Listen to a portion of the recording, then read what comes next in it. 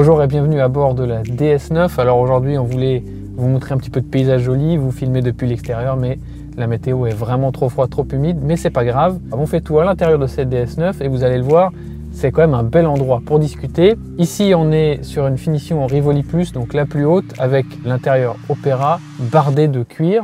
Et on a également la motorisation la plus puissante, la Etense 4x4 360 chevaux. On va y revenir quand on sera au volant. Cette DS9, vous la connaissez déjà, on va vous faire juste un très court rappel. Elle partage la plateforme de la Peugeot 508 et elle est fabriquée en Chine. Elle est évidemment beaucoup plus longue et elle se met en face de voitures comme une Mercedes classe E, une Audi A6 ou une BMW série 5.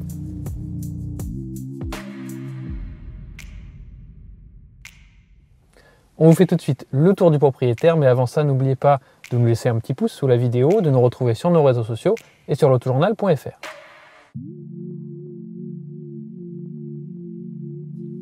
Par rapport à ses rivales allemandes, justement, cette DS9 a décidé de faire les choses un petit peu différemment. Alors niveau technologie, on sent qu'il y a quand même un retard puisqu'on a des écrans et des graphismes un peu datés. Tout n'est pas très réactif. Il y a comme une nouvelle fonction sur cette motorisation 360 chevaux qui permet de vérifier que vous utilisez bien la régénération au freinage. Mais pour le reste, eh bien, c'est des choses qu'on a déjà vues un petit peu partout dans le groupe Stellantis. Et ça se sent aussi au niveau des commodos qui font un petit peu plastique, un petit peu cheap.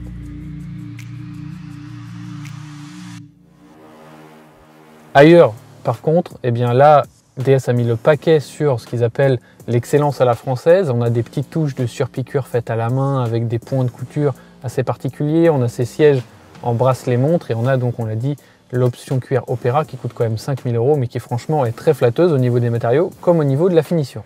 L'agencement, lui aussi, il est un petit peu différent puisque vous pouvez le voir sur cette console centrale, eh bien, on a toutes les commandes de vitres qui ne sont pas du tout sur les portières et puis la gestion des modes de conduite qui se trouve aussi sur la console centrale. On a pas mal de rangements, on a pas mal d'espace aussi et on a des sièges qui sont quand même très confortables. Bref, ça invite vraiment au voyage, mais on voit ça tout de suite, les places arrière ne sont pas en reste non plus.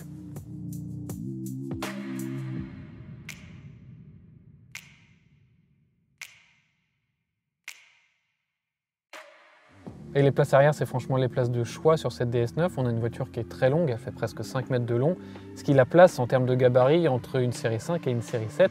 Donc on est vraiment sur une très grande berline et ça se sent au niveau de l'espace pour les genoux.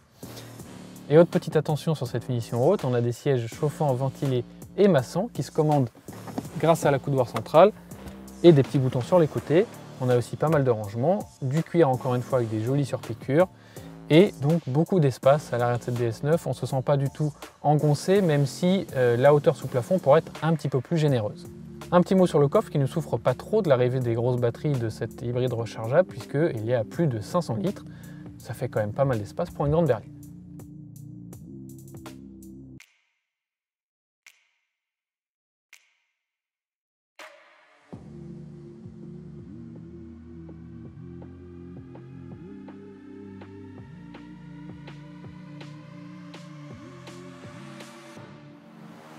Alors au volant de cette DS9 360 chevaux, c'est ici la motorisation qui est issue de la Peugeot 508 PSE, donc avec un moteur thermique de 200 chevaux à l'avant, plus deux petits moteurs électriques, un à l'avant, un à l'arrière, pour une puissance combinée, on l'a dit, de 360 chevaux, mais surtout un couple de 520 Nm.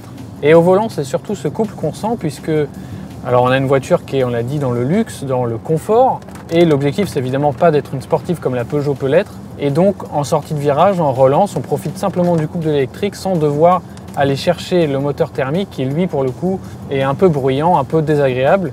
Mais ça permet de le masquer puisqu'il y a assez de puissance électrique, donc ça c'est très agréable. Niveau autonomie en mode tout électrique, elle est donnée pour un peu plus de 50 km. Dans la vraie vie, comptez plutôt entre 35 et 40 km.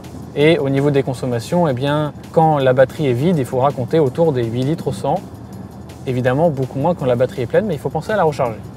Pour accueillir cette motorisation la plus puissante de la gamme, DS a décidé de revoir les trains roulants qui sont ici un petit peu plus fermes et en plus on a des jambes de 20 pouces qui ne sont pas disponibles sur le reste de la gamme, ce qui fait que eh bien, le confort de suspension est un petit peu plus ferme qu'ailleurs dans la gamme DS9, mais ça se ressent surtout en ville sur les petites aspérités, les dodanes, les bandes rugueuses, alors que quand on prend un peu plus de vitesse, eh bien là le confort reste omniprésent, surtout que cette version haute est équipée du DS Active Scan, donc un système qui permet de lire la route et d'adapter l'amortissement en fonction des aspérités.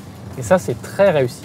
On a donc vraiment une impression de tapis volant qui est assez loin de ce que proposent ses concurrentes et notamment BMW qui est assez connu pour un compromis assez ferme. Ici on sent bien que DS ne veut pas jouer sur le même tableau que ses concurrents allemands et donc mise tout sur le confort et comme à l'intérieur, là où il manque un petit peu de technologie, là où eh bien, la caméra de recul est un petit peu vraiment datée, il n'y a pas d'affichage tête haute et là où le dynamisme ne peut pas être au niveau des Allemands, eh bien DS fait autre chose pour compenser et fait du confort, fait du raffinement façon artisanat français et c'est donc une proposition assez unique sur le marché alors que du côté tarif, eh bien, on est plutôt un petit peu en dessous de ses rivales germaniques. Alors pas de beaucoup puisque cette motorisation 360 chevaux, elle débute quand même à 70 000 € en finition haute et avec tous les équipements qu'on a ici aujourd'hui, ça dépasse même les 80 000 €. Mais quand on sait qu'une BMW 545e peut facilement monter à plus de 90 voire presque 100 000 €, eh bien cette DS9 apparaît finalement comme une bonne affaire, d'autant qu'on l'a dit, elle a des arguments bien à elle.